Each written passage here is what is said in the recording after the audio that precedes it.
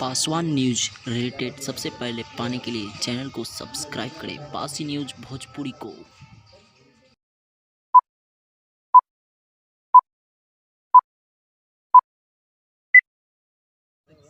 हमारे वीडियो पर नए तो हमारे चैनल को सब्सक्राइब करें, साथ ही वीडियो को लाइक करें।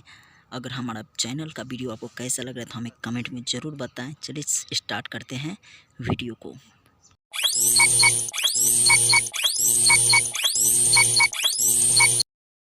तो हेलो फ्रेंड, नमस्कार। आप सभी कैसे हैं? तो रमेश रेशमिया कल सुबह 6 बजे एक सुपर हिट सॉन्ग रिलीज हो रहा है जिसे आप सुनना ना भूलें, जो कि रागनी म्यूजिक पर रिलीज की जाएगी। जी हाँ, रमेश रेशमिया का चैता सॉन्ग सक्सेसफुल होने के बाद आ रहा है सुपर हिट देसी और ऑर्केस्ट्रा सॉन्ग।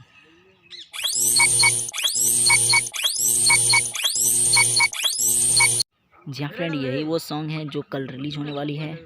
इस सॉन्ग के राइटर हैं कवि मासूम और गाना गा रहे हैं हमारे बड़े भैया रमेश रेशमिया।